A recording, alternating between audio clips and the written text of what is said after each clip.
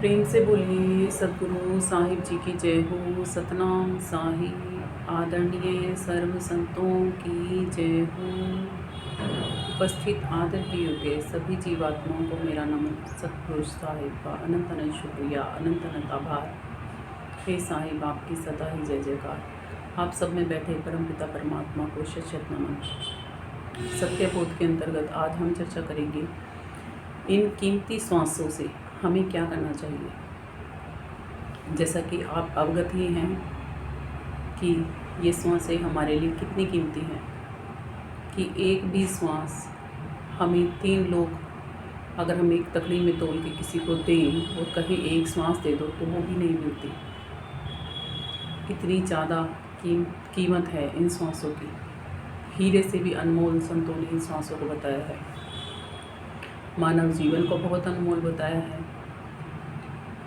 और इन श्वासों को भी बहुत अनमोल बताया है। तो इन अनमोल श्वासों से हमें क्या कमाना चाहिए? क्या केवल हमें संसारी धन ही कमाना चाहिए? क्या हमें केवल संसार ही कमा के, कर्मों के बंधनों को कमा के, पाप और पुण्य की बेड़ी लगा के आवागमन में ही पड़े रहना चाहिए?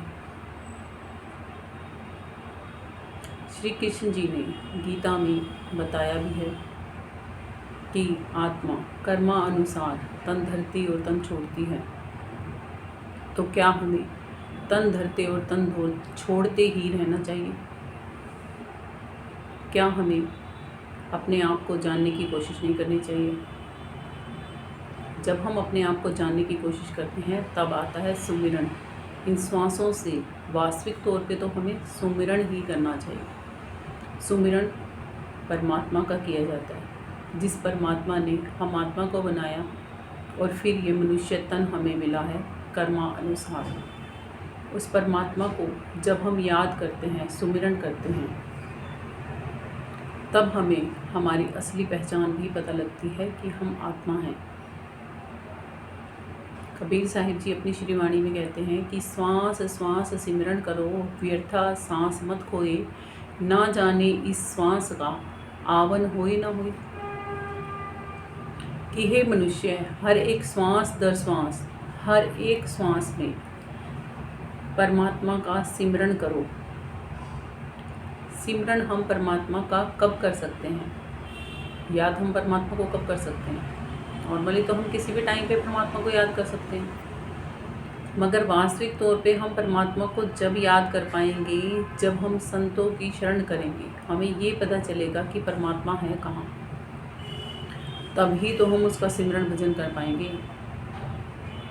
जैसे कि एक लड़की की जब शादी की जाती है, उससे पहले उसे फ़ोटो दिखाई जाती है, तभी तो वो अपने पति को याद कर सकती है कि हाँ, वो मेरा पति होने वाला, ऐसा होगा, वैसा होगा, ये होगा, वो होगा। यदि हम उसे कोई फ़ोटो वगैरह कुछ दिखाएं ना और हम उसको कहें कि तू उसको याद कर ले, उसका ध्यान कर ले, तो क्या वो अपने होने वाले उस पति का ध्यान कर सकती है, उसकी याद कर सकती है? नहीं ना। ऐसे ही जब तक हम परमात्मा को देखेंगे नहीं, जानेंगे नहीं कि परमात्मा है कहाँ, कहाँ रहता है, कैसा दिखता है, तब तक कैसे उसकी याद को अपने अंदर बसाएंगे? सबसे पहले तो आता है परमात्मा को देखने का ही नंबर, कि परमात्मा को जब तक हमने देखा ही नहीं तब तक तो हम उसे याद कर ही नहीं सकते, है ना।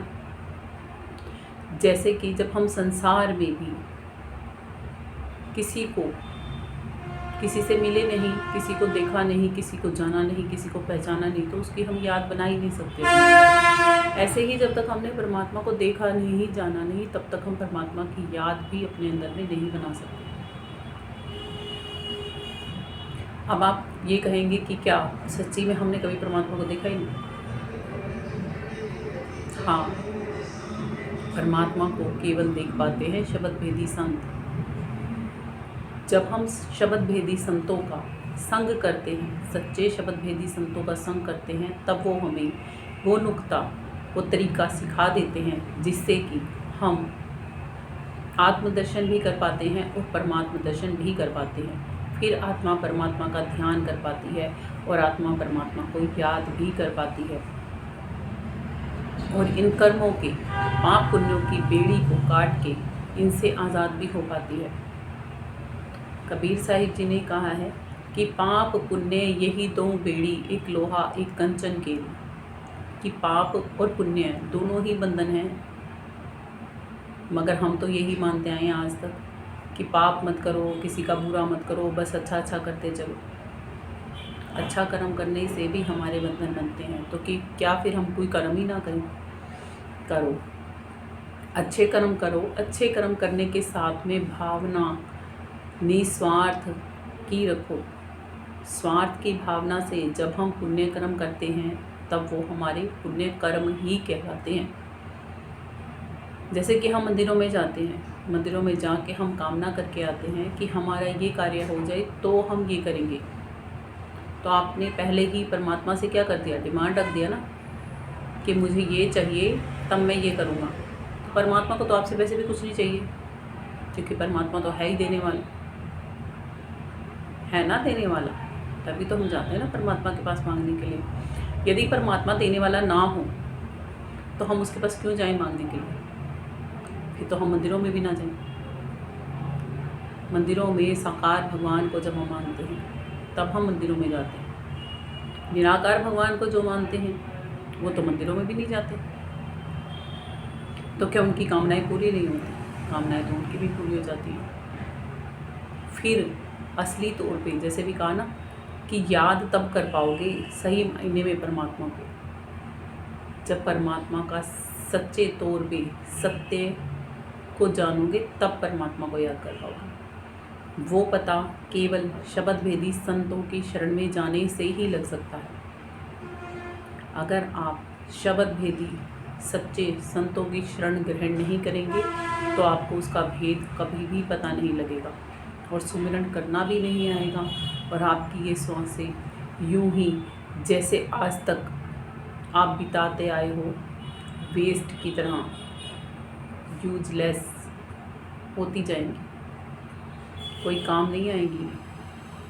संत कहते हैं बिना सद्भक्ति के जाने हर एक श्वास हमारी व्यर्थ जाती है, व्यर्थ जाती और व्यर्थ ही जाती रहती है।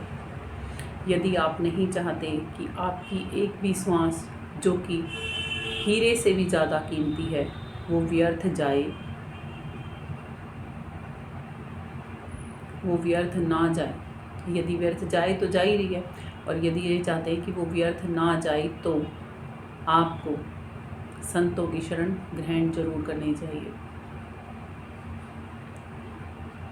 मैंने ग्रहण की तो मुझे पता लगता है कि कितनी ज़रूरी है संतों की शरण ग्रहण करना। इसीलिए ही आज आपको बता पा रही हूँ कि सच्ची भक्ति बिना जाने यहाँ से कभी मुक्ति नहीं मिल सकती, इस दुनिया से कभी मुक्ति नहीं मिल सकती। हम यहीं पड़े रह जाएंगे इस काल को चक्कर में, और यूं ही पीसते रह जाएंगे आवागमन के चक्कर में। यदि आप यहाँ से मुक्त होना चाहते हैं, यदि आप चाहते हैं कि आपकी हर एक श्वास काम आए, तो आप श्वास श्वास सिमरन भी कर पाएंगे, आप गृहस्थी में रह के भक्ति भी कर पाएंगे और भव सागर से पार भी हो पाएंगे। ये भक्ति ये नहीं कि केवल गृहस्थी कर सकते हैं, ये भक्ति वैरागी भी कर सकते हैं, सन्यासी भी कर सकते हैं, कोई भी कर सकता है। बशर्त ये है कि सही तौर पे जान के करेंगे, तब ही परमात्मा मिल सकता है, वरना तो नहीं। वरना तो आज तक आप अपने आप से अपने अंतःकरण की गहराइयों में जाके खुद ही पूछ सकते हैं क्या सही मायने में ये बातें जो आज आपको बोल के बताई हैं सच भी हैं या नहीं।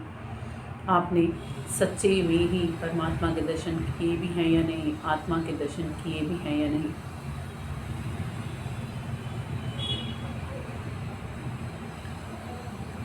क्या भरोसा इस देह का विनश जाए छिन माही, श्वास श्वास सिमरण करो और जतन कछु नाही। ये भी कबीर साहिब जी की श्रीवाणी है। वो कहते हैं हर एक श्वास दर श्वास सिमरण करो। क्यों करो? क्योंकि आखिरी श्वास पे यदि परमात्मा का नाम नहीं लिखा होगा तो मुक्ति नहीं मिल सकती। ये भी कृष्ण जी ने ही श्री गीता में कहा है कि जीवन पर्यंत जो आप मुख्य कर्म करोगे अंत समय में वही गति होगी, अंत मता सोई गता। इन वाणियों को इतना ज़्यादा खोल के कुछ समझाने की ज़रूरत भी नहीं है, क्योंकि संतों की वाणियाँ भावी बहुत मुश्किल होती हैं समझनी, मगर ये बहुत सरल वाणियाँ हैं यदि आप समझना चाहोगे तो। कि प्रत्येक आती जाती श्वास में वो नाम, वो मालिक का नाम याद रहना चाहिए, कभी भी उस मालिक को हम भूल ना पाए, ऐसा कोई नुक्ता हमें पता होना चाहिए। गुरु नानक जी भी कहते हैं, दमदा कीवे भरोसा, आया आया नहीं आया तो नहीं आया। क्या भरोसा है कब हमारी अंतिम श्वास हो, क्या किसी को पता है? क्या पता इस क्षण मैं आपको सुना रही हूँ और अगले ही पल मैं ना भी रहूँ,